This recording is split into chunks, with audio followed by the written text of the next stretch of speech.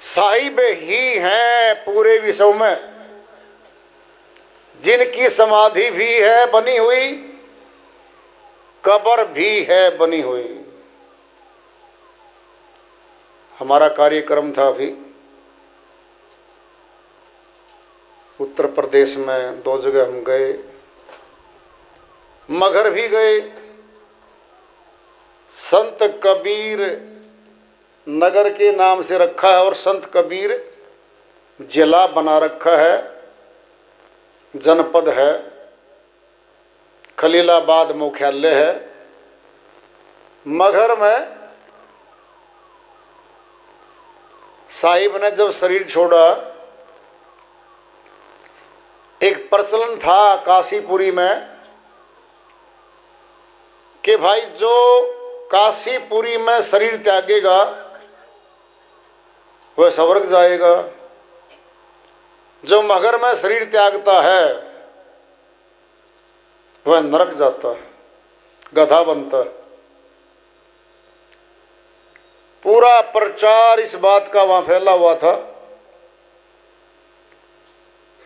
साहिब बोले भाई मैं शरीर मगहर में ही त्यागूंगा, तुम काशीपुरी वाले सारे विद्वान लोग, पहुंचे हुए लोग सारे वहां आ जाना। देखो फिर मैं नरक में जा रहा हूं या मैं कहां जा रहा हूं। 64 लाख शिष्य थे साहिब के उस समय में, आधे के लगभग हिंदू थे, आधे के लगभग मुसलमान थे।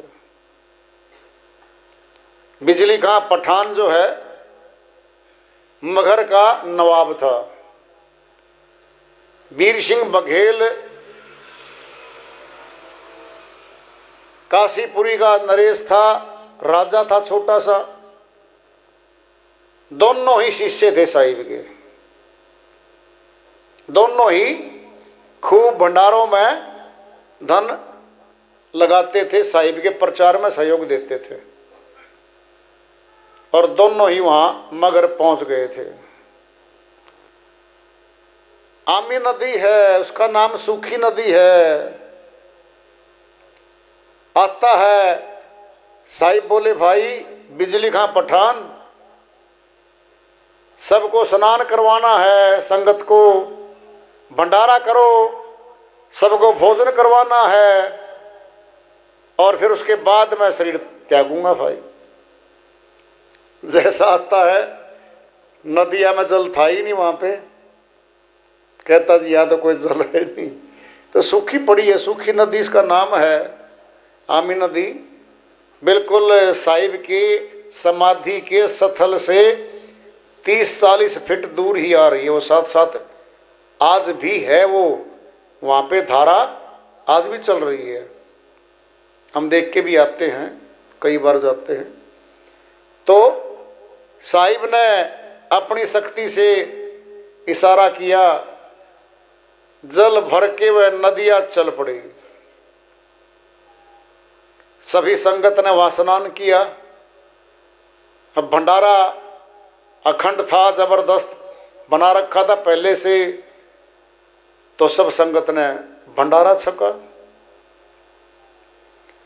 साहिब बोले भाई मैं अब शरीर त्यागूंगा। बिजली खां पठान बोला हमारा गुरु है, हम तो मुसलमान रीति रिवाज से दासन ओ करेंगे, दफनाएंगे मिट्टी में। वीर सिंह बघेल बोला भाई ये तो हमारे गुरु हैं, हम तो हिंदू हैं और हम दाह संस्कार करेंगे। अब गुरु तो एक था, उसके बाटा लगा दिया। इस बात का साहिब को पहले से पता था, ऐसा होना है इनका। तो एक गुफा है, साहिब बोले भाई मैं नीचे गुफा में जाके आता हूँ, थोड़ी देर में आता हूँ। वह दोनों के दोनों आपस में संघर्ष के लिए तैयार हो गए। कहता हमारा गुरु दफनाएंगे, हिंदू बोले हमारा गुरु है, हम दाह संस्कार करेंगे। तलवारें खिंच गई। साहिब आए, कहता है भाई बिजली खां पठान क्या है ये? वीर सिंह बघेल तुम क्या कर रहे हो, ये क्या है, ये तलवारबाजी क्या समझ में नहीं आई, तुम क्या कर रहे हो? कहता जी अब तो बताएंगे आपके सामने। क्या है? हमारा गुरु दफनाएंगे। ये बोले हमारा गुरु, हम दाह संस्कार करेंगे। कहता ठीक है फिर। मैंने तो समय फिक्स कर रखा है, समय तय कर रखा था ना, इस समय शरीर को छोड़ दूंगा।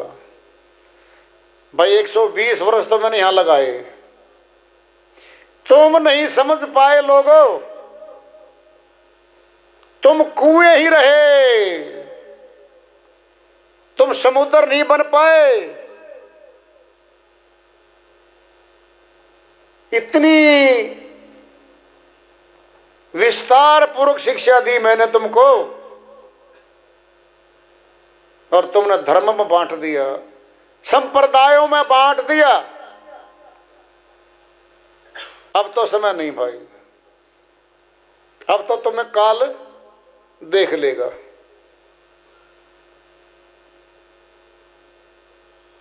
साहिब श्री वाणी आती है, काल का जीव माने नहीं, लाख कहूं समझाए, मैं खींचूं सतलोक को, वह बांधा यमपुर जाए। साहिब सुनो, पहले खुद मालिक हैं भाई, सभी आत्माएं उनका हिस्सा है, उनका अंश है, तो फिर काल का जीव क्यों कह रहे हैं? दृष्टांत लो पिंड में। एक पिता के 2 पुत्र हैं, एक पुत्र तो आज्ञाकारी है, बाप की मानता है, दूसरा पुत्र चाचे की मानता है, बाप की नहीं मानता। कहता भाई बिट्टू बेटा ऐसे ऐसे करेंगे। कहता चाचा जी को पूछ के आऊंगा। अब और भी तसल्ली करवा दी, ये तो चाचा जी की सारी बात मानता है। पुत्र तो उसी का था, लेकिन कह दिया ओए चाचा के पुत्र, तू मेरा पुत्र नहीं है। फिर मेरी आज्ञा नहीं मानता। साहिब क्या कह रहे हैं? काल का जीव थोड़ी है, काल की आत्माएं थोड़ी है, ये तो साहिब की सारी। काल का जीव मानने नहीं, नाम रख दिया कि सारी बातें काल की मानता है ये। लाख कहूं समझाए, लाखों बार समझाए इन लोगों को मैंने। साहिब खुद बोल रहे हैं, किसी की हिम्मत नहीं है ऐसे बोल देगा कोई। कौन बोल देगा? काल से डरते सभी। तीनों लोकों में काल पुरुष का राज्य है, माया उसकी अर्धांगिनी है, और माया रूपी काया हम लेके बैठे हैं। 10 इंद्रियां इस माया के लगी हुई हैं। मन 9 द्वारों में आत्मा के श्वासों की शक्ति नीचे माया की पूर्ति में खर्चवाता है। पता ही नहीं किसी को कितनी गहरी साजिश है काल पुरुष की फंसाने की। काल का जीव माने नहीं, लाख कहूं समझाए, मैं खींचूं सतलोक को। खींचू कह रहे साहिब, कौन खींच देगा? हिम्मत है किसी की? सुना कभी आज तक? कबीर साहिब 6 संतों की सुरतियों को, आत्माओं को सतलोक उन्हीं के जीवन में लेके गए थे। सतलोक दिखाकर आत्माओं को वापिस उसी तन में डाल दिया था, और कह दिया था साहिब ने, कर्म काट दो, कर्म का कर्जा उतार दो, काल पुरुष का चुकता करो, फिर इसी सत्यलोक में आ जाओ। साहिब के अलावा आज तक एक संत का नाम गिना दो जो किसी दूसरी आत्मा को सतलोक लेके गया हो कभी? नेवर। खुद भी अपनी आत्मा को ले जाने के लिए हाथ जोड़ते गए हैं, हे मालिक स्वीकार करो, हे मालिक ले लो, अपने दरबार में सत्यलोक में जगह दे दो। ऐसे गए हैं सभी। साहिब के अलावा आज तक सतलोक में उनके जीते जी शरीर में से आत्मा को सतलोक दिखा के नहीं कोई लेके आया आज तक। बनाने को बात दुनिया पता नहीं क्या क्या बात बनाती है, क्या क्या बना लेते हैं अपने सिस्टम को। मैं खींचूं सतलोक को, सिद्ध कर रही है बात है कि खींच के तो साहिब ले जा सकते थे, लेकिन क्या कह रहे, मैं खींचूं सतलोक को, वह बांदा यमपुर जाए, वह तो यम खे लोक में बंध रहा है। फिर काल पुरुष भी उनका पुत्र है। श्रुतियां काल पुरुष की बहन भाई हैं, उसने क्या जल्दी है।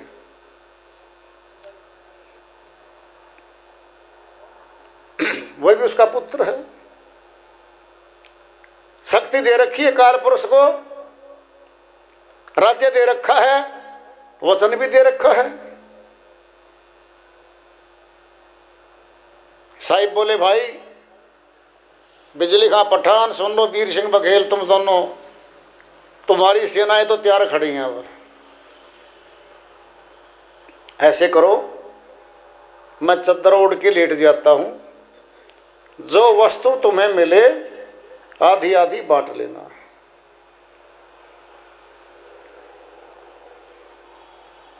चद्दर उठाते हैं, नीचे कमल के फूल पाते हैं सुगंधित, और नूर निकल के चला।